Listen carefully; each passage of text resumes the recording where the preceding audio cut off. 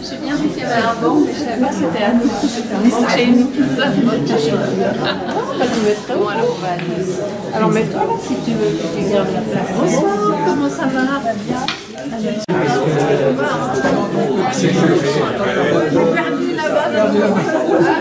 Bonsoir, c'est Tony. Je vais te dire que tu sonnes bien. Bonsoir Marie-Laure.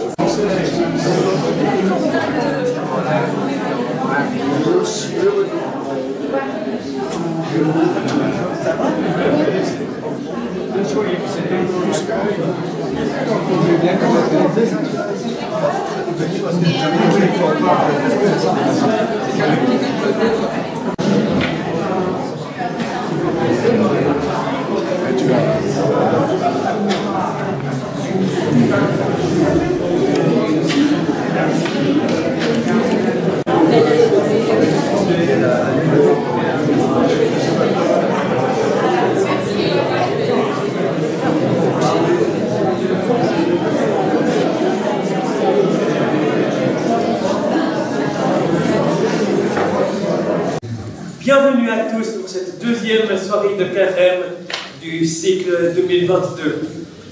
Bienvenue en ces lieux, au nom de l'Église évangélique de Colonie, dont je suis un des pasteurs. Bienvenue au nom du comité d'organisation des conférences de carême, qui réunit des personnes catholiques, protestantes et évangéliques de la région. Excusez-moi pour le pléonasme, les évangéliques sont des protestants, mais on aime bien exister aussi un petit peu de temps en temps. Donc bienvenue pour cette deuxième soirée du cycle consacré à la question « Dieu nous parle-t-il encore aujourd'hui ?» Je vais me permettre une blague, il semble qu'on est tous protestants cette année parce que tout le monde a immédiatement décidé de parler de la Bible pour répondre à la question.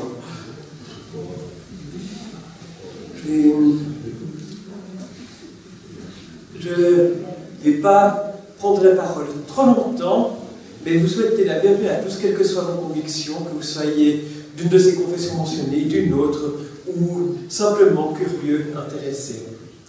Notre orateur de ce soir est Christophe Chalamet, qui est professeur à la faculté de théologie de l'Université de Genève depuis 2011. Avant cela, il a aussi vécu aux États-Unis où il enseignait à New York dans un établissement jésuite.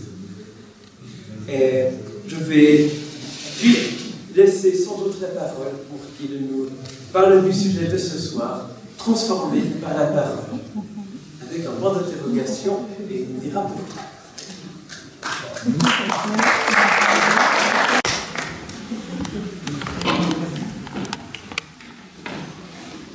Bonsoir messieurs et dames, je suis très heureux d'être parmi vous ce soir, de leur invitation, j'espère que vous m'entendez bien.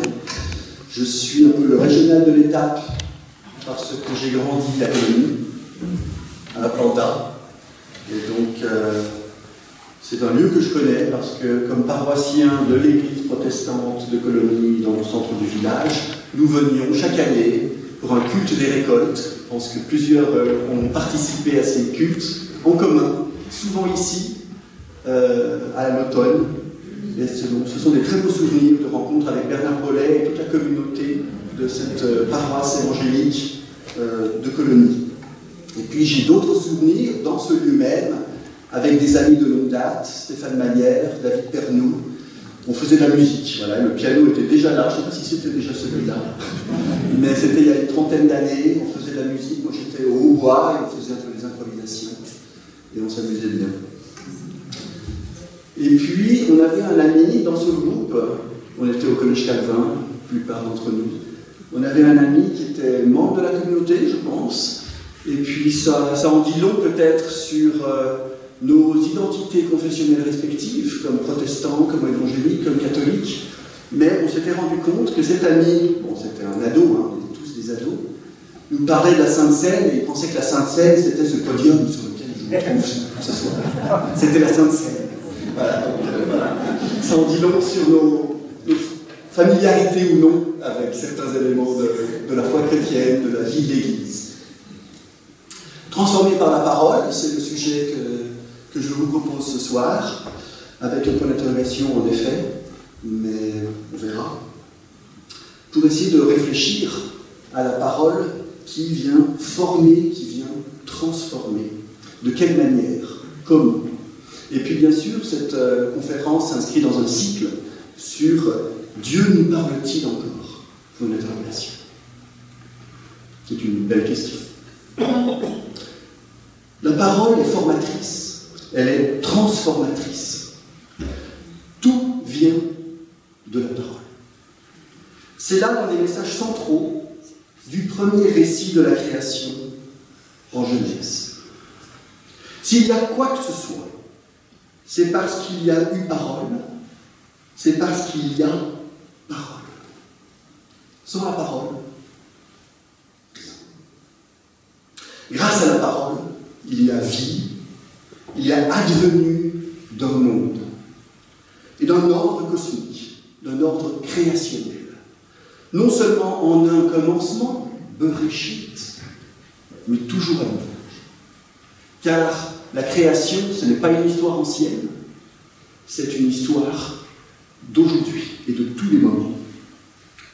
La parole suscite un monde de choses, une foule de réalités qui vont servir de cadre à la vie. Le davar de Dieu, la parole de Dieu, est l'agent créateur avec le roi de Dieu, avec ce souffle qui plane sur les eaux. Qu'est-ce que Dieu crée au moyen de sa parole et de son souffle? Une réponse possible, la vie. Réponse assez évidente. Une vie qui perdure grâce à une sorte de mise en place d'éléments dans les cieux, sur la terre. Mais bien sûr, l'histoire ne s'arrête pas là, car la création de la vie, encore une fois, est un peu comme un cadre, afin qu'une peinture puisse commencer à être élaborée, une toile sur laquelle peut se dessiner une histoire qui se déroule, qui se déploie dans le temps. Dieu parle afin de former, de façonner une réalité. Dieu envoie sa parole pour faire jaillir la vie. Sa parole est elle-même surgissement continuel, infini de vie. Et puis, on voit ça dans le récit de Genèse 1, Dieu va mandater l'être humain pour préserver cette réalité, cet ordre créationnel. Dieu transmet à l'être humain une responsabilité vis-à-vis du créé, de la création.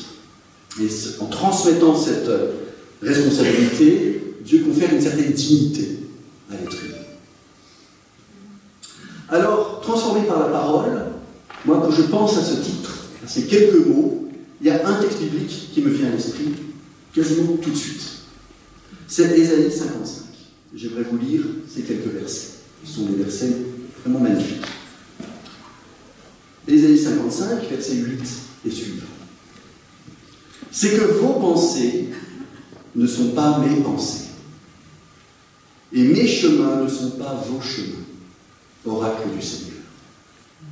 C'est que les cieux sont hauts par rapport à la terre. Ainsi mes chemins sont hauts par rapport à vos chemins, et mes pensées par rapport à vos pensées. C'est que comme descend la pluie ou la neige du haut des cieux, et comme elle ne retourne pas là-haut sans avoir saturé la terre, sans l'avoir fait enfanter et bourgeonner, sans avoir donné semence au semeur et nourriture à celui qui mange, ainsi se comporte ma parole, du moment qu'elle sort de ma bouche. Elle ne retourne pas vers moi sans résultat, sans avoir exécuté ce qui me plaît, et fait aboutir ce pourquoi je l'avais envoyé.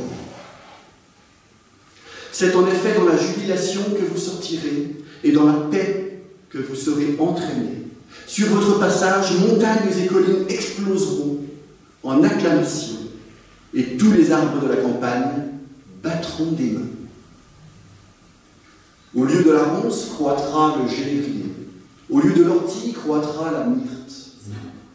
Cela constituera pour le Seigneur une renommée, un signe perpétuel qui ne sera jamais retranché. Voilà ce passage extraordinaire d'Ésaïe au chapitre 55. Dieu envoie sa parole, son davar en hébreu, avec une intention claire: féconder la terre, saturer cette terre, permettre la vie. La parole sort de la bouche de Dieu et revient d'où elle est venue après avoir accompli ce que Dieu veut faire à travers elle, ou grâce à elle. Et vous voyez que ce qui, du côté de l'être humain, répond à l'action de la parole, c'est la joie, la jubilation. Car il y aura sortie, exodos, libération, et il y aura paix, shalom. C'est en effet dans la jubilation que vous sortirez et dans la paix que vous serez entraînés. Cette joie débordera d'ailleurs largement l'être humain. Tout le créé s'associera aux êtres humains dans l'exclamation de la joie. Montagnes et collines exploseront en acclamation. Et tous les arbres de la campagne battront des mains.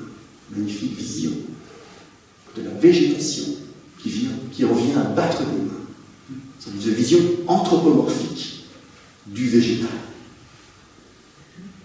Vision très belle, quasiment eschatologique, finale, ultime, à vrai dire, du shalom, de la paix que Dieu prépare pour sa création et qui entraînera toute la création. Vous voyez, vous serez entraînés.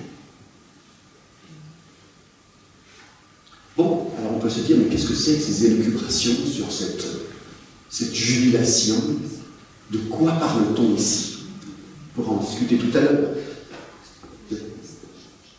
Il y a une vision d'un retour sur la terre après l'exil dans le prophète Ésaïe, dans les rouleaux du prophète Ésaïe. Il y a sans doute une vision, pas forcément d'un au-delà, mais d'un retour sur cette terre dont on a été enlevé suite à la défaite au VIe siècle. Donc ça, c'est une interprétation possible.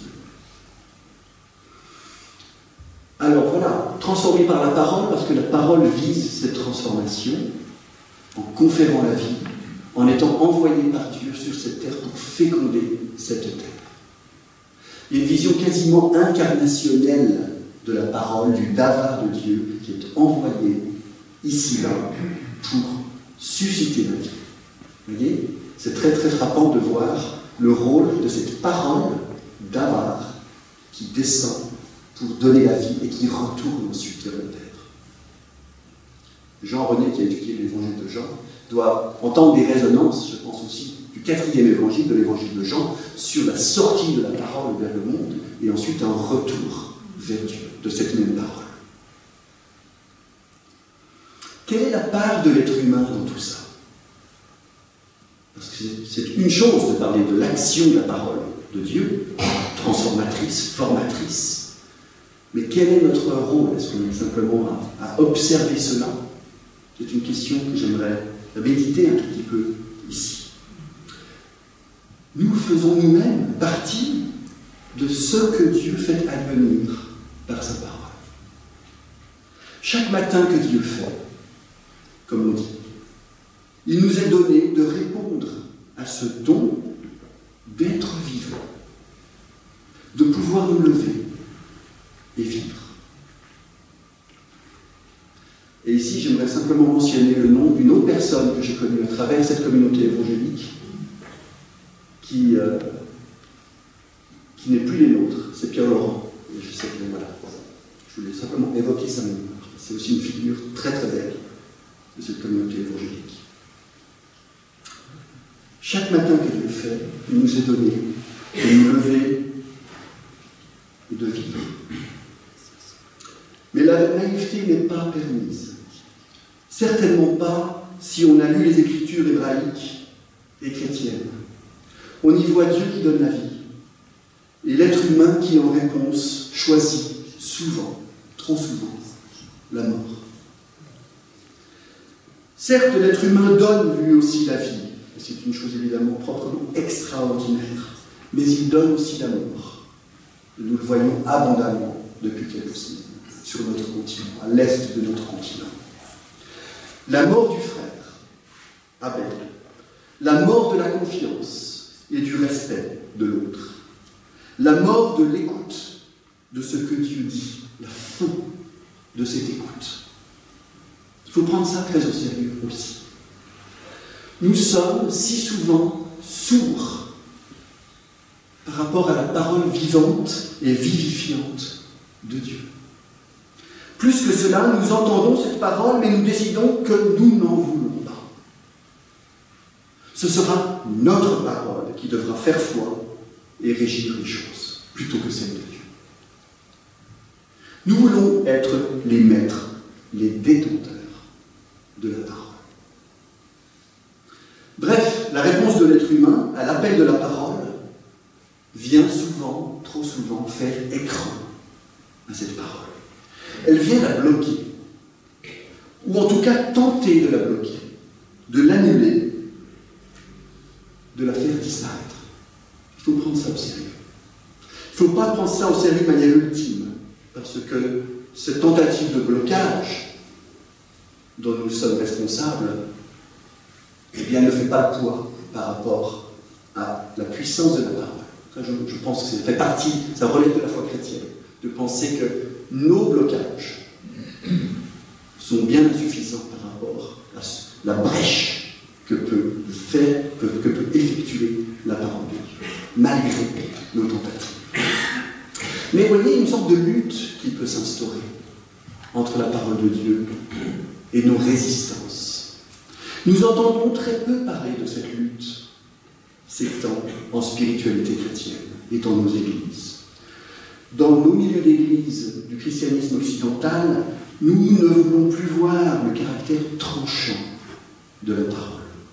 Et nous avons souvent transformé la parole en un simple baume de guérison, qui vient faire du bien.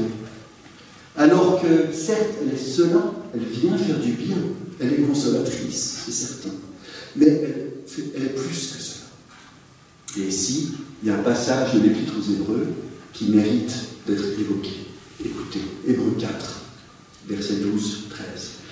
Vivante en effet est la parole de Dieu, énergique et plus tranchante qu'aucun glaive à double tranchant. Elle pénètre jusqu'à diviser âme et esprit, articulation et moelle. Elle passe au crible les mouvements et les pensées du cœur. Il n'est pas une créature qui échappe à sa vue. Tout est nu à ses yeux. Tout est subjugué par son regard. Et c'est à elle que nous devons rendre compte. Ce passage de l'Épître aux Hébreux nous rappelle la force qui est celle de la parole de Dieu. Energeia. Energes. Énergique. Elle vient mettre à jour ce que nous ne voulons pas regarder en face. Nos propres violences, nos parts d'ombre, nos lâchetés, nos compromissions, notre apathie ou notre léthargie. Mais cette mise à jour ne vise pas simplement à nous condamner, à nous terrasser. Parce qu'on a beaucoup abusé en christianisme aussi de ce langage de la condamnation, de la culpabilisation. On a beaucoup culpabilisé les masses chrétiennes en Occident. D'où peut-être la réaction inverse aujourd'hui à se focaliser sur un amour inconditionnel qui guérit, qui veut du bien, etc. Et on a complètement passé à l'autre extrême en oubliant ce côté tranchant de la parole. La mise à jour, le dévoilement qu'effectue la parole par rapport à tout ce que nous sommes, avec nos zones d'ombre, ne vise pas simplement à nous condamner, à nous terrasser, elle vise à nous conduire à un regard plus lucide sur nous-mêmes, un regard moins complaisant et même moins mensonger, afin que nous reconnaissions notre surdité. Car nous sommes convaincus que nous entendons très bien, que nous voyons également parfaitement bien la situation dans laquelle nous nous trouvons collectivement et personnellement. Seule la parole est à même de dessiller les yeux et de nous ouvrir les oreilles. Ce processus, on l'a longtemps appelé repentance et conversion. Ces mots nous apparaissent parfois comme désuets, des termes d'un autre temps, d'une chrétienté d'il y a quelques décennies, voire quelques siècles. Mais en fait, ils n'ont rien perdu de leur sens. Derrière ces termes, il y a un mot hébreu, tout simple et très profond. Chouv. Chouv, c'est tourner, retourner, se retourner, être retourné, revenir. C'est un mot magnifique. Moi, mon pasteur, Philippe Raymond, à Colonie, au caté, nous parlait de ce terme chouv. Je ne sais plus s'il utilisait le terme hébreu, peu importe, c'est pas ça qui compte. Et il nous disait, c'est comme au ski quand vous devez faire la conversion. Vous voyez, tac, tac, tac, c'est ça. C'est ça la conversion. Comme au ski, on fait une conversion. On dit bien ça dans le jargon, dans la terminologie technique du ski. Bon, d'accord, rassurez-moi.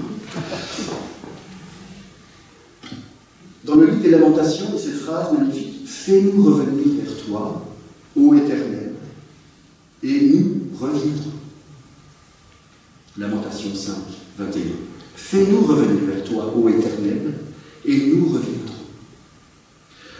Reconnaissons-nous ici un thème qui colle parfaitement à ces semaines qui précèdent Pâques, à ce temps qui figure dans l'intitulé de la série de conférences qui vous sont proposées dans la région Arménaque. Le temps du carême, évidemment. Nous sommes au cœur, ici, avec ces thématiques, de ce que signifie le temps du carême. C'est un temps où nous cherchons à recentrer nos existences sur ce qui importe vraiment, et donc de revenir, chouv, vers la parole qui donne la vie. Fais-nous revenir vers toi, ô Éternel, et nous reviendrons. Le psalmiste, ou l'auteur de cet ouvrage, les Lamentations, ce rouleau, ne dit pas « Seigneur, je vais revenir, attends une minute, j'arrive ». Il crie « Fais-nous revenir vers toi, et nous reviendrons ». Le retour vers le Seigneur dépend d'un acte du Seigneur envers l'être humain. En théologie, on appelle ça, c'est un peu dans le jargon, la grâce prévenante, la grâce qui vient en premier. Cette grâce peut être présente sans qu'on la reconnaisse. Elle est alors comme cette brise infiniment discrète qui vient passer à un moment donné, après les grandes secousses de l'existence, ou parfois même au cœur de ces grandes secousses de l'existence. Je pense aussi au Fils prodigue, qui rentre en lui-même à un moment donné, il est au bout du rouleau. Et il rentre en lui-même. Littéralement, il va vers lui-même. Eis eauton eiphon. Qui n'est pas sans rappeler le va vers toi-même, va pour toi-même de l'appel à Abraham en Genèse 12. Eis eauton eiphon. D'accord, bon, alors il y a cette parole de Dieu qui nous fait revenir. Et notre cri, c'est « Fais-nous revenir, et nous reviendrons ». Mais, si on veut encore un peu aller plus loin, quelle est la place de nos paroles dans tout ça? Quel est le rôle de nos paroles humaines dans tout ça? Notre principale responsabilité, en tant que personne qui cherche à vivre selon l'Évangile, consiste en l'écoute de la parole, en l'accueil de cette parole que Dieu sème littéralement, libéralement plutôt, généreusement. Et ici, je pense bien sûr à la parabole du semeur qui sème à tout vent. Marc 4. Et puis ça arrive dans les ronces, ça arrive dans différents terreaux plus ou moins accueillants. Et puis, voici ceux qui ont ensemencé dans la bonne terre. Il y a aussi cette bonne terre. Ceux-là entendent la parole, ils l'accueillent et portent du fruit. Marc 4, 20. C'est une des paraboles extraordinaires parce que Jésus donne une interprétation tout de suite après. Il vous livre un peu des clés pour interpréter cette parole dans l'évangile de Marc au 4e chapitre. Je pense aussi à Marie qui a accueilli la parole de l'ange et qui médite dans son cœur ce qu'elle a entendu. Elle gardait toutes ces choses dans son cœur. Luc 2, 51. Elle gardait toutes ces choses dans son cœur. Dans la théologie catholique romaine, on a vu d'ailleurs en Marie une figure de l'Église qui garde toutes ces choses dans son cœur, qui les médite et qui déploie le sens de la parole de Dieu, de la révélation au fil du temps. Vous voyez, il y a une sorte de développement de la méditation, de la réflexion aussi théologique, doctrinale, sur la révélation. C'est John Henry Newman, au XIXe siècle, qui va développer toute une théorie du développement de la doctrine, et il cite ce verset de Luc. Elle gardait toutes ces choses dans son cœur. Il y a Marie, mais il y a aussi l'Église qui fait la même chose d'une certaine manière. Que signifie accueillir, recueillir cette parole? C'est pas si évident. Jésus le dit bien dans cette parabole du semeur, les graines, toute une partie des graines qui ne vont rien donner. Je ne pense pas qu'il y ait de réponse unique. Je me méfierais même d'une réponse unique. Comme si on vous donnait la recette pour l'accueil de la parole. Je serais très soupçonneux si quelqu'un venait devant vous et vous disait « c'est comme ça que ça se fait ». Donc je pense que cela prend une diversité de formes possibles. Il y a bien sûr le cadre liturgique, qui est tout entier orienté vers l'accueil de la parole. À la fois la parole lue, prêchée et annoncée, mais aussi, et là les protestants parfois n'y pensent pas, ceux pour qui la Sainte Seine c'est un peu dire, la parole faite visible, rendue visible, sous sa forme sacramentelle, une parole tangible, dans le sacrement du baptême, dans la célébration de la scène. Augustin parlait de verbum visible, une parole visible. Et puis Calvin disait qu'on est des créatures de chair, on est des créatures de chair et d'os, de sens et de sensualité. Et Dieu le sait. Et Dieu se met au niveau de l'être humain. Il appelle ça l'accommodation. Dieu s'accommode, vient prendre en compte notre faiblesse, notre dimension de chair, d'être de chair, et se met à notre niveau. Et nous rejoint à travers de l'eau, à travers du pain, à travers du vin, les éléments de tous les jours, les éléments du quotidien. Et Dieu veut communiquer sa bonne nouvelle à travers ces éléments. Très très beau théologiquement. Vous voyez la parole, on pense tout de suite à l'audition. Mais c'est bien plus large. Venez goûter cette parole. Bien sûr, il y a aussi des groupes de partage dans nos communautés. Il y a la lecture personnelle, qui risque toujours de tomber en désuétude parmi les chrétiens. Et ça peut être une rengaine, voilà. C'était mieux avant. Avant, les chrétiens lisaient leur Bible. Bon, qu'est-ce qu'on en sait? Qu'est-ce qu'on en sait? Mais la vie ecclésiale dépend du tout au tout, de la pratique de l'écoute communautaire et personnelle de la parole de Dieu. Rien de nouveau sous le soleil. Chemin Israël. Chemin Israël. Tous les jours, en judaïsme, on se redit, on répète, on actualise ces paroles. Chemin Israël. Écoute Israël. C'est le premier commandement. Les 10 paroles, les 10 commandements, tout ça tombe à l'eau s'il n'y a pas cette écoute première, qui doit animer de l'alpha à l'oméga de la vie. Alors c'est pas évident, je ne dis pas qu'on doit être des héros de cette écoute, non. On vit cette écoute de manière très très modeste, mais c'est de cette écoute que naît et renaît constamment la communauté ecclésiale. Henri Motu, qui a longtemps enseigné à la faculté de théologie de Genève, théologie pratique, avait écrit un ouvrage qui s'intitulait « Recommencer l'Église ». Un bon titre. Bien s'il y a recommencement, parce que l'Église est toujours en recommencement, eh bien l'écoute est absolument la condition sine qua non. J'en viens à la question du soir, de notre soirée. Dieu nous parle-t-il aujourd'hui encore? On pourrait se dire que Dieu a cessé de parler. Se pourrait-il que Dieu se soit retiré pour une raison ou pour une autre? Par exemple, pour susciter une lamentation et un cri de notre part. Jusque à quand? Sors de ton silence, Seigneur. Des théologiens ont pensé qu'effectivement Dieu s'était retiré, s'est muré dans le silence. Deux ouvrages récents qui vont dans ce sens. Jacques Ellul, L'Espérance oubliée, paru en 1971. Et puis plus récemment, en 2018, un autre professeur de théologie pratique de l'université de la faculté de théologie protestante de Montpellier, Gérard Delteil, Par-delà le silence, quand Dieu se tait. Alors c'est une option de se dire, voilà, Dieu s'est retiré, Dieu est entré dans une sorte de silence. Et moi là, je pense à cette prophétie d'Amos, au chapitre 8, que je vous lis maintenant. Verset très très intéressant. Voici venir des jours, oracle du Seigneur, mon Dieu, où je répandrai la famine dans le pays.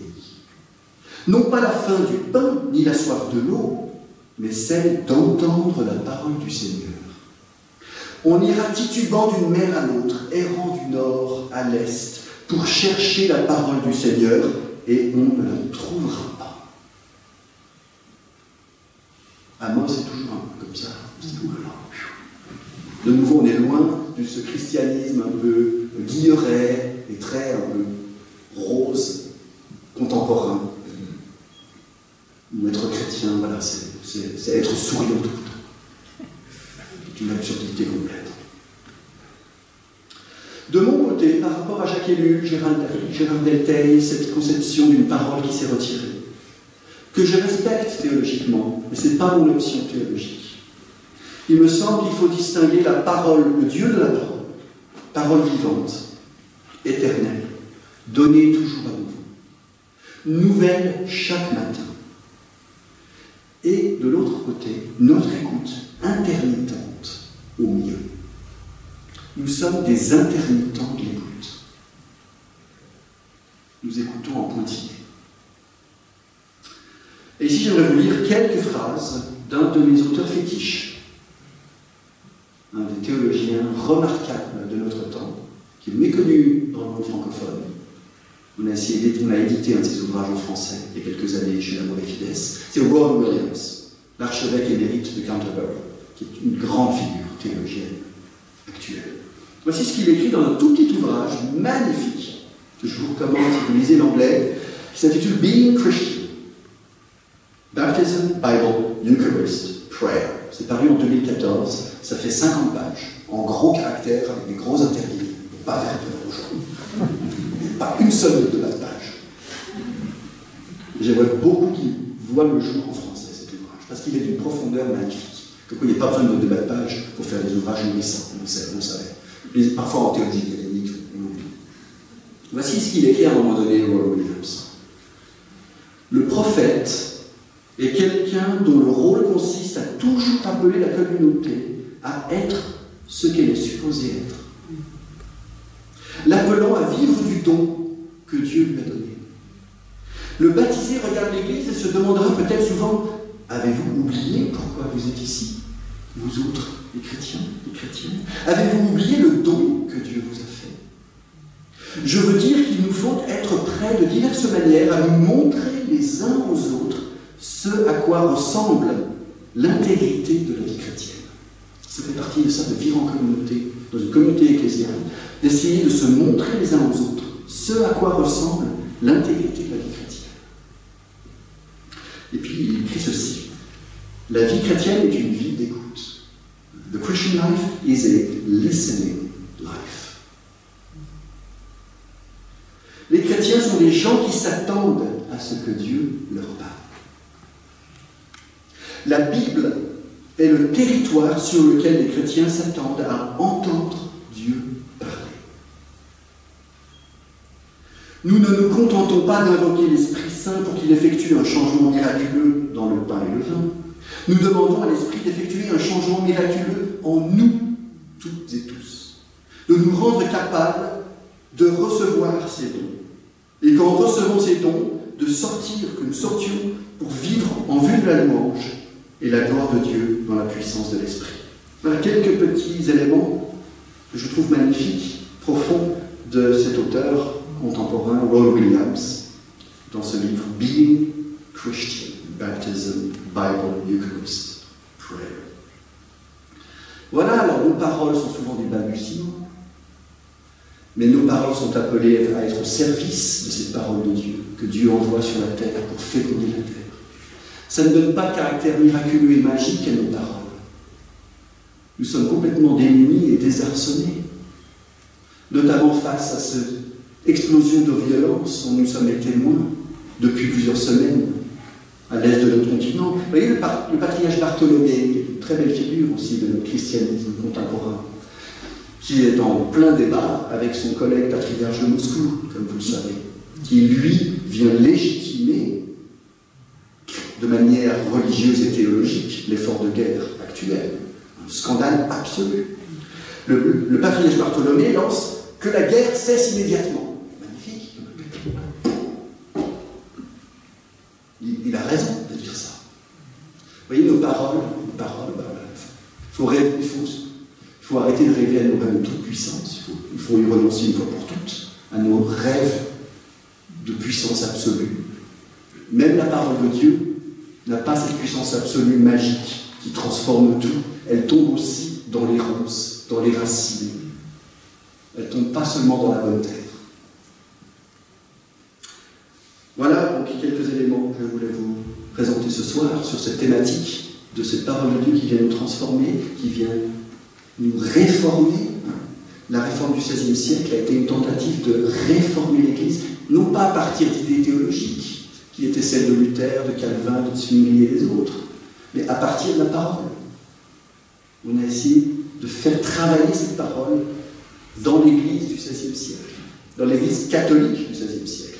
Parce que tous ces théologiens réformés étaient convaincus d'être encore des catholiques à bien des égards, et de réformer de l'intérieur cette Église, à travers la puissance de la parole. Donc la parole vient nous former, nous transformer. J'aurais pu aussi parler de la parole qui vient nous conformer au Christ. Mais voilà, j'aurais encore beaucoup de choses à dire, forcément. Un grand merci de votre attention ce soir. Un grand merci à Christophe Chalamet pour cette belle conférence qui nous appelle à être à l'écoute de la parole de Dieu, à nous laisser transformer par elle. Et c'est maintenant le temps d'élargir la parole pour que vous aussi puissiez intervenir, poser des questions ou éventuellement donner de courtes réactions.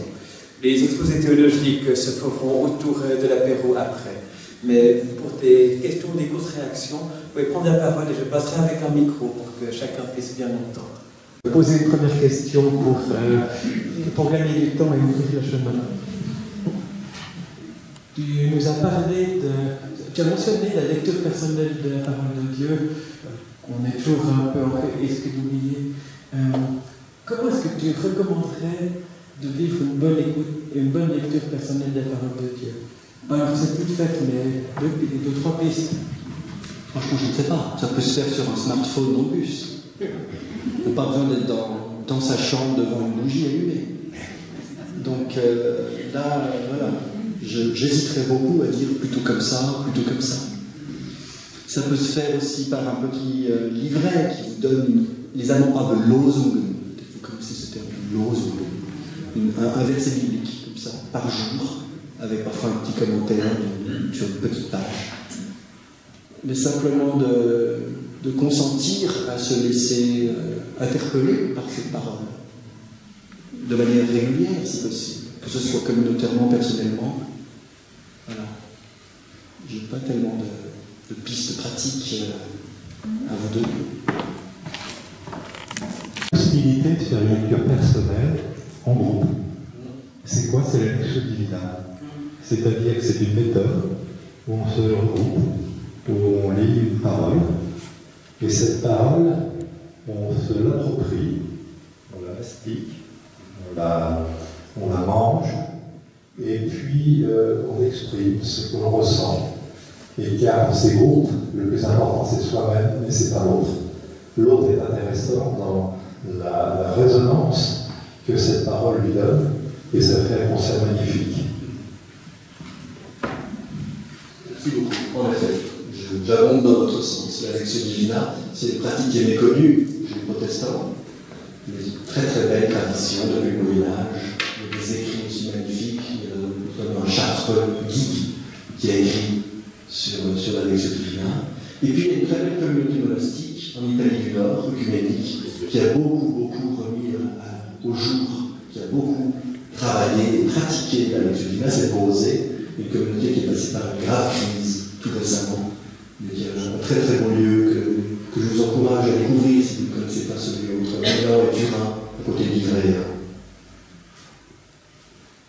Moi j'aurais une question par rapport à la conversion, parce qu'on assiste et on a parfois des témoignages de gens qui se convertissent, mais pas après une lecture de la parole, mais comme quelque chose qui leur tombe dessus. Et donc, ça me pose question dans l'action de Dieu, qui ne se fait à ce moment-là pas par la parole, par quelque chose, une expérience. Alors, voilà, ce genre de conversion, j'aimerais bien que ça m'arrive, mais bon, apparemment, je ne peux pas en décider. Ça ne se manufacture pas, ce genre de choses. Ça ne se provoque pas.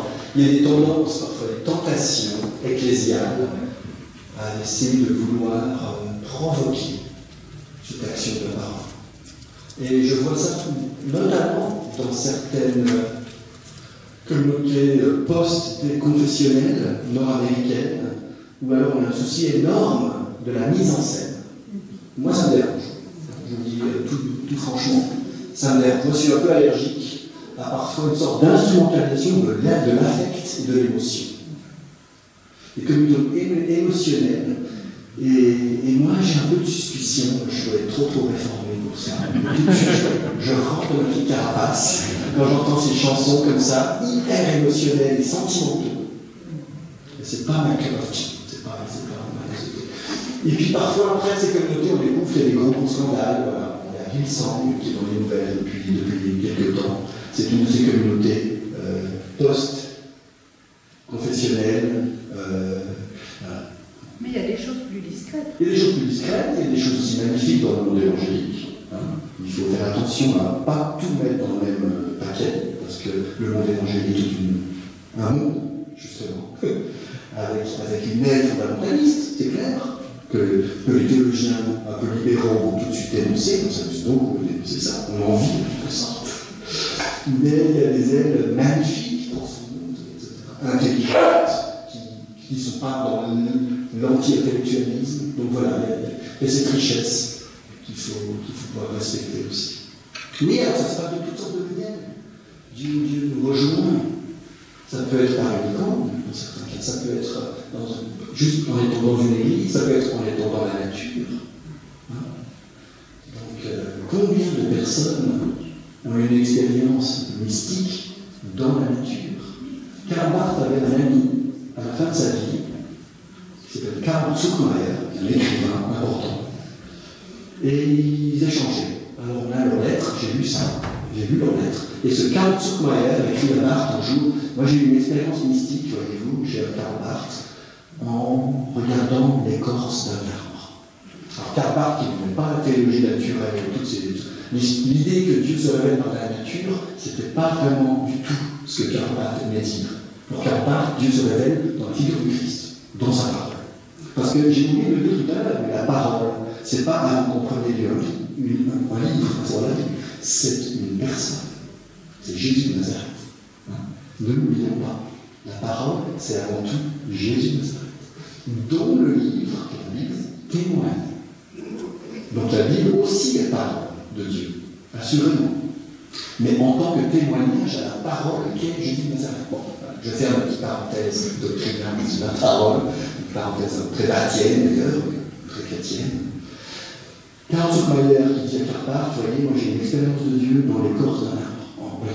Je ne sais plus si c'est en touchant ou en regardant l'écorce, Et Karl Barth dit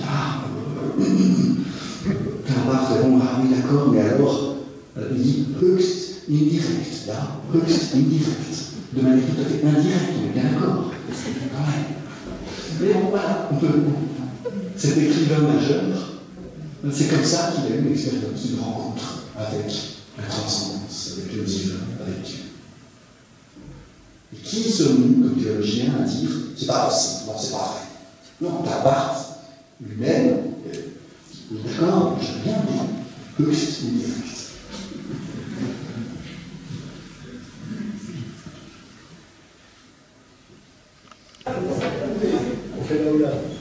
Merci, je saisis la main au bon parce que vous avez parlé de Karl Barth.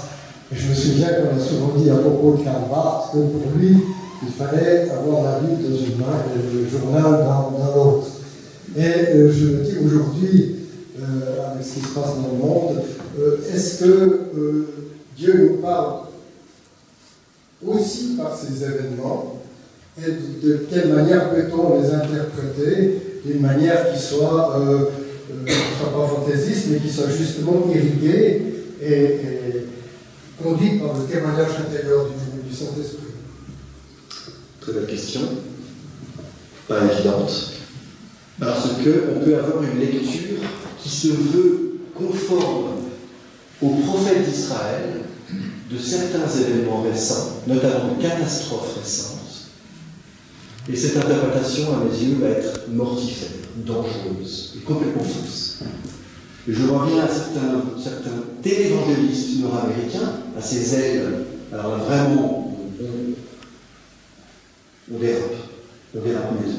Mais après le 11 septembre, vous avez Jerry Falwell et d'autres télévangélistes nord-américains qui sont des vrais fans, qui vont dire c'est arrivé, c'est un jugement de Dieu. Parce que l'Amérique du Nord est en train de perdre sa vision de la mort. Et vous avez le sida, c'est une condamnation de Dieu par rapport à l'homosexualité, etc. Le fait que l'homosexualité monte en puissance, Dieu vient réagir en nous envoyant les bouteilles. Ok, hein? On est d'accord que c'est complètement fade. On se prend pour Jérémie, qui au VIe siècle dit Nabuchodonosor est l'instrument de Dieu, parce que vous avez cessé d'écouter les commandements de Dieu, vous avez pratiqué l'idolâtrie, vous avez pratiqué l'injustice par rapport à l'étranger, à la veuve et l'orphelin. Jérémie 7, un message de Jérémie au temple de Jérusalem qui vient dénoncer l'idolâtrie, l'injustice du peuple. Et le prophète Jérémie vient dire Dieu se sert de Nabuchodonosor pour vous apprendre quelque chose, pour vous faire payer le prix de vos dévoiements. Alors vous avez des personnes au XXIe siècle qui appliquent cette lecture des événements, le 11 septembre, mais aussi le tremblement de terre en Haïti quelques années plus tard. C'est parce qu'en Haïti, vous avez la pratique du vaudou qu'il y a eu ce tremblement de terre. Alors là, ça donne à désespérer du christianisme quand on entend ces absurdités, ces bêtises. C'est quasiment hérétique, c'est presque blasphématoire, en fait, à y réfléchir. Quelle est la conception de Dieu qui se cache derrière ces discours? Du Dieu qui vient punir. Alors le Covid, est-ce qu'il faut y voir aussi une punition de Dieu? Non. Non. Est-ce que Dieu, à ce moment-là, n'a rien à voir avec la pandémie? Et s'il a quelque chose à voir avec la pandémie, quoi? Alors certainement pas comme auteur de la pandémie. Moi, je pense que ce serait un discours absolument catastrophique de tenir un discours cela. Catastrophe. Mais si Dieu a quelque chose à voir avec la pandémie, qu'a-t-il à voir avec la pandémie? On est un peu démunis théologiquement quand on veut affirmer des choses de ce type. Je pense que Dieu est avant tout du côté de ceux et ceux qui souffrent. Voilà. Je pense que la figure de Jésus de Nazareth, de Christ, nous montre de quel côté Dieu se trouve. Ou bien le cantique, le Magnificat de Marie, au début de l'évangile de Luc. Texte extraordinaire, mais aussi très très dérangeant, très explosif. Dieu vient rabaisser les puissants, renvoyer les puissants de leur trône, et il aide les humbles. Vous voyez, dans le texte d'Ésaïe 55, Dieu nous regarde toujours vers le bas et envoie sa parole vers le bas. Luther, dans son commentaire du Magnificat de Marie, très très beau texte que les protestants méconnaissent parce que Marie, effectivement, je ne sais pas trop quoi faire de cette figure. Nos frères catholiques, frères et sœurs catholiques, on parle abondamment et évidemment. Luther a écrit un commentaire du Magnificat de Marie. Très beau texte. Et à un moment de ce commentaire, au début, il dit Dieu est celui qui regarde vers le bas. Dieu est Dieu de l'humilité. L'être humain, par contre, lui a toujours des prétentions à s'exalter, à s'élever, la soif de pouvoir, une soif insatiable de s'agrandir et d'augmenter son pouvoir. Et là, Luther voit très bien que le mouvement de Dieu est un mouvement, on va dire, kénotique en théologie, un mouvement de dépouillement, un mouvement vers le bas. Voilà. C'est ça qui m'interdit, moi, d'imaginer que Dieu soit auteur et quelque chose à voir avec cette pandémie, sinon Dieu qui est avec toutes ces personnes qui ont traversé un deuil, qui le traversent, qui perdent notre chair. Dieu est au côté des cœurs brisés. Des cœurs brisés, le Seigneur est proche, dit le verset biblique.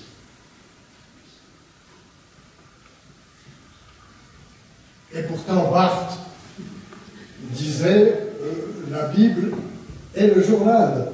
Pas dans le sens où vous venez de l'illustrer par ces exemples, notamment nord-américains, mais il y a quand même une réalité d'une écoute de la parole de Dieu face à l'actualité. Absolument. Parce que quand on est chrétien, on vit dans le monde. Et on ne peut pas prétendre être sorti du monde. Le salut ne nous sort pas du monde. Ça, c'est le salut de la gnose. Vous voyez? Être sauvé, c'est être retiré du monde. Et retiré aussi de la chair, de la matière, du profane. Moi, quand j'avais des amis des églises évangéliques, quand j'étais au collège Calvin, j'avais certains des amis qui participaient à des camps évangéliques où on leur disait qu'il ne faut pas avoir des amis non chrétiens. Ça, c'est pas ma vision du christianisme. Jésus entre dans le monde, c'est pas la moitié. Donc là, je suis en désaccord avec une telle vision de la vie chrétienne. C'est pour ça qu'on est dans le monde, on doit connaître ce monde, on en fait partie. Ce monde traverse nos églises. On n'est pas pur du monde dans nos communautés ecclésiales. On ne quitte jamais le monde. Thomas Merton, quand il entre au monastère, à la fin des années 30, début des années 40, dans le Kentucky, à Gethsemane, grande figure du catholicisme du XXe siècle. Vraiment à découvrir si vous ne connaissez pas. Thomas Merton, un cistercien. Il pensait quitter le monde. Il entrait au monastère et il allait consacrer sa vie à la contemplation de Dieu. Et puis il s'est rendu compte quelques années plus tard que le monde, il l'avait emmené avec lui au monastère. Nous sommes du monde aussi. Même si nous sommes appelés à ne pas être du monde, de nouveau l'évangile de Jean, vous êtes dans le monde, vous n'êtes pas du monde, d'accord? Et là, juste sur ce point, Enzo Bianchi de Bosé, justement, la communauté de Bosé disait ce qui compte, c'est pas de fuir le monde. On a beaucoup prôné l'idéal au Moyen-Âge, la fuite du monde, fuga mundi. C'était l'idéal des chrétiens du Moyen-Âge, c'était la fuga mundi, fuir le monde. Enzo Bianchi, au fin du XXe siècle, va dire non, ce qui compte, c'est fuir la mondanité, plutôt que le monde. Fuir la mondanité. Mais donc, je suis d'accord avec vous, il s'agit de lire le journal, de lire l'écriture. Peter Barth qui précisait qu'il faut lire le journal à partir des Écritures, et pas l'inverse. Donc la Bible vient éclairer aussi notre compréhension de la réalité. Pour comprendre la réalité, il faut lire le journal, il faut savoir ce qui se passe dans ce monde. Ça, c'est certain.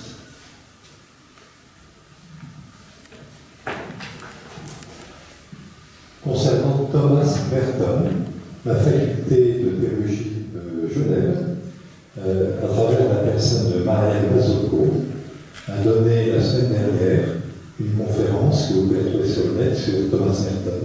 Et avec ça, toute personne protestante ou catholique va avoir accès à ce bel auteur. C'est vrai, j'aurais vraiment envie de faire une conférence sur Thomas Merton. Figure magnifique. Et alors, il a en commun avec Karl Barth d'être décédé le 10 décembre 1968. Ils ont ça en commun. Thomas Merton est mort bête à Bangkok en s'électrocutant après une conférence. Il termine sa conférence, il dit « Now I shall disappear ». Et puis, un moment plus tard, il est dans sa chambre. Il est cistercien trappiste et il ne sait pas utiliser des ustensiles électriques. Et il s'électrocute avec un ventilateur dans sa chambre. Très bien. Un homme extraordinaire, très intéressant, très engagé dans la lutte contre la guerre du Vietnam, par exemple. De loin, pas juste un contemplatif dans les étoiles, mais quelqu'un qui lisait le journal et qui prenait position avec une voix puissante sur ce qui se passait dans l'Amérique de son temps, dans le monde de son temps. Il y a l'ami du Dalai Lama. Le Dalai Lama, encore aujourd'hui, se souvient de leur rendre visite là-bas, à Gethsemane.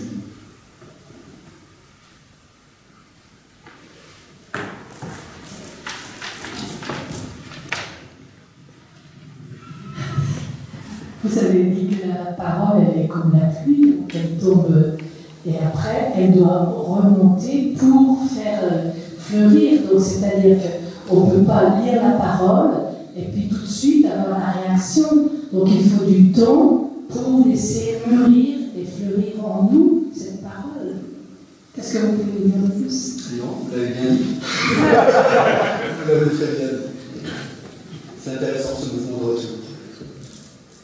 Moi, ce qui m'intéresse, c'est cette intention de Dieu qui préside à cette descente de la parole. Puis, en effet, cette parole, elle remonte. Mais ce mot semble susciter quelque chose. Et puis là, je pense qu'il y a une sorte d'action de la nature. Vous voyez, c'est pas juste du surnaturel, etc.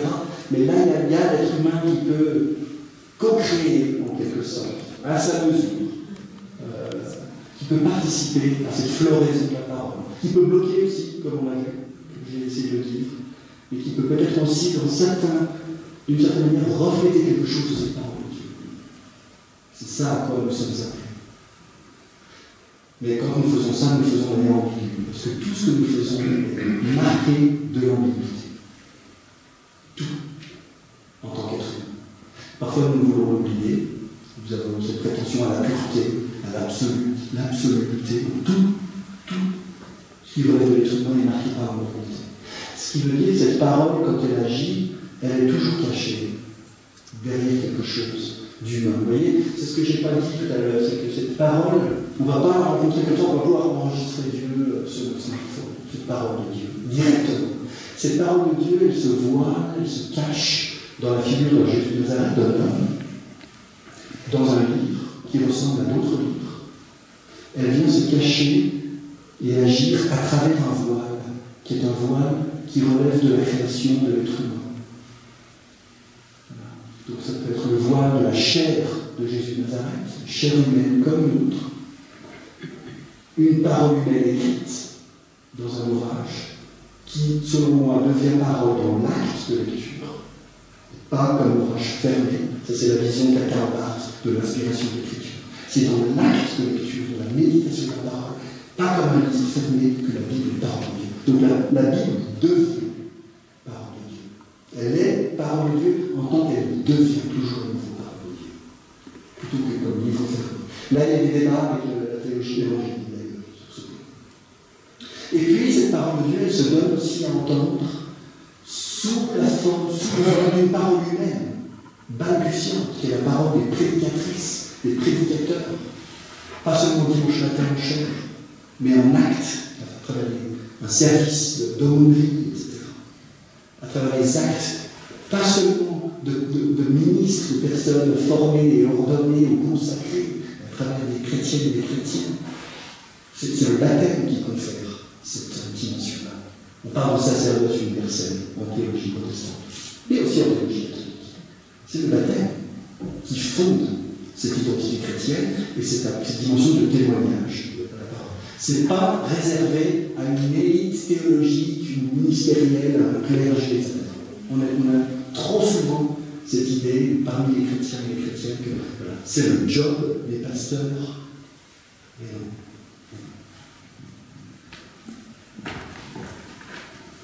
Dieu nous parle par la parole, vous comprenez, j'en suis convaincue, mais il nous parle aussi apparemment par des rêves. Que pensez-vous de cela?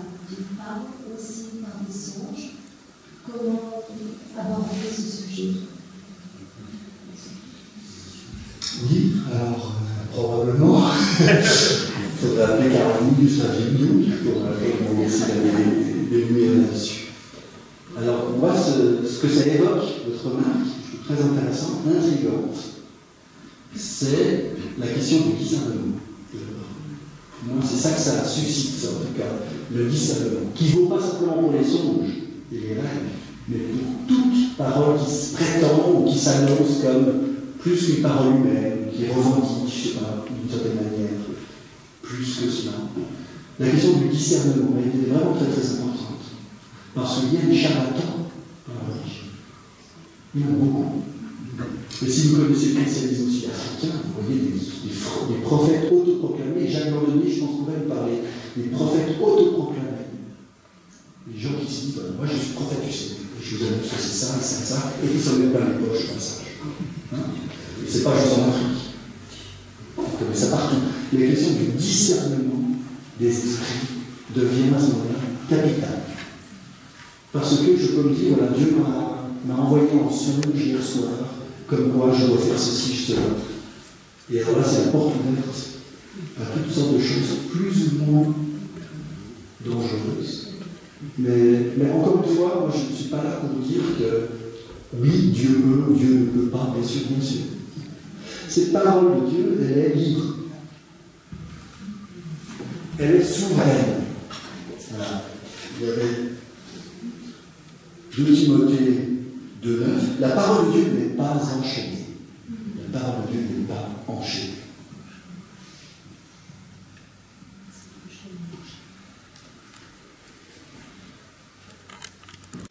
Merci pour cet exposé magnifique. Je pensais aussi, à propos de la parole, à une manière de la faire résonner par la musique et tout ce qu'elle peut finalement inspirer comme réponse. La musique comme réponse à la parole. Oui, et la théologie a beaucoup travaillé cette question. Augustin a beaucoup écrit là-dessus, sur le rapport musique des paroles. Augustin se méfiait d'une certaine... il savait le pouvoir de la musique. Et il s'en méfiait quelque peu, parce qu'il disait, voilà, comment est-ce que la musique qui suscite tant d'émotions fortes en être humain, comment peut-elle être, non pas découplée, mais associée en quelque sorte à la parole biblique, etc., pour canaliser un tout petit peu cette puissance et la mettre au service de la parole. Donc il y a des très très belles pages dans les Confessions d'Augustin sur musique et parole. Et souvent, et les réformateurs ont repris un peu cette réflexion, ils ont voulu associer musique et parole. Donc la musique en tant que telle, attention à ne pas la diviniser, à ne pas en faire la révélation de Dieu. Celui qui a fait de la musique la révélation de Dieu avec un R majuscule, c'est Wagner, qui a théorisé et qui a pratiqué une vision de la musique comme religion, comme révélation. C'est assez frappant. Mais c'est clair que la musique est un véhicule magnifique. Et pas juste la musique de la grande culture européenne, mais peut-être le rap aussi, à certains égards. En tout cas, moi, le jazz, je suis fan de jazz. Il y a une sorte d'élévation que la musique peut susciter. C'est pas surprenant si nos temples et nos églises et nos cathédrales se remplissent abondamment quand il y a des concerts. J'avais été frappé, j'avais écouté à la cathédrale de Lausanne Dave Douglas, un grand trompettiste new-yorkais.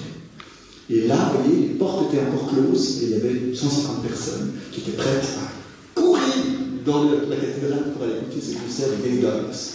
Ça aurait été pas le cas s'il y avait un prédicateur, même Billy Graham dans ses grandes années. Je ne suis pas sûr qu'il y aurait eu des foules qui s'apprêtaient à se ruer vers les bancs les plus proches. Donc voilà, il y a cette puissance de la musique.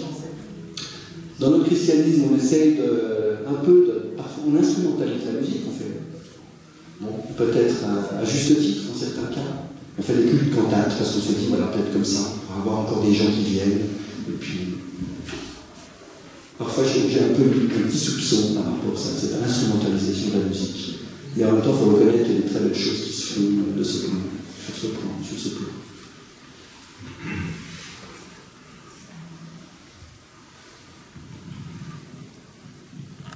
Question très brûlante qui menace de nous empêcher de dormir. Je pense qu'on va clore le tour des questions. Remercie encore une fois Christophe Chalamet pour son intervention et pour tous ces échanges qu'il nous a permis d'avoir avec lui.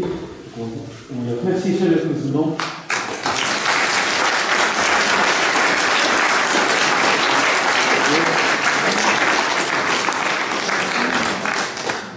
Et juste passer par quelques annonces avant de conclure. Première chose, il y a des paquets à la sortie pour ceux qui souhaitent contribuer financièrement au déroulement des conférences de carême.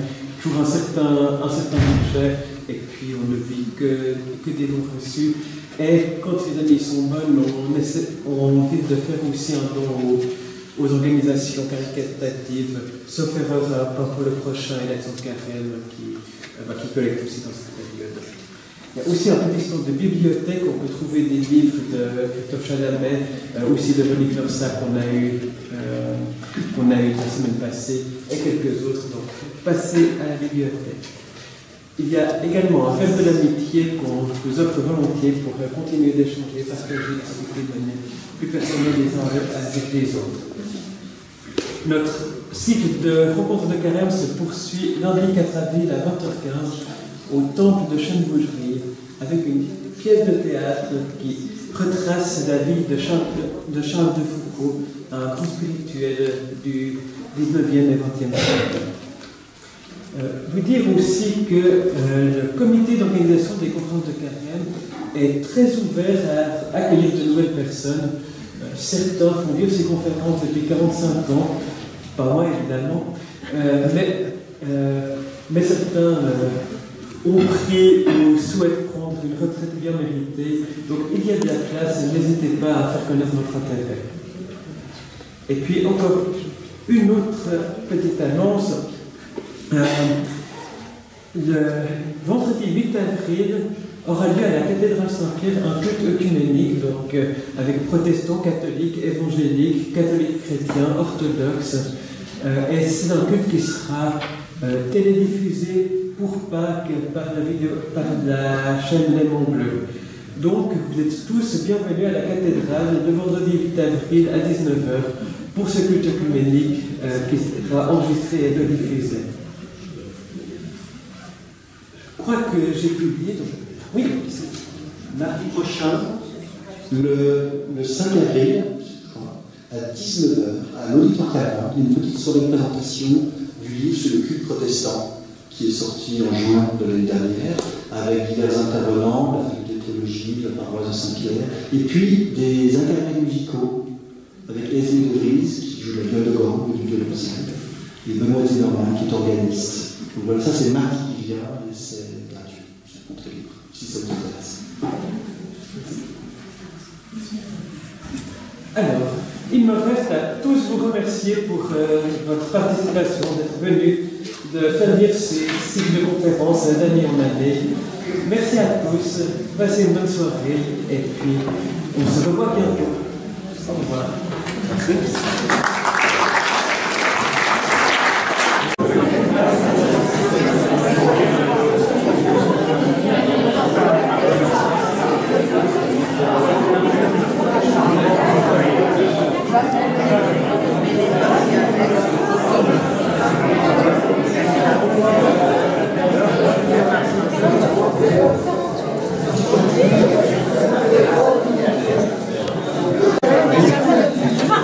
Alors c'est pas toujours les pédagogues qui une fois par mois de les mettre.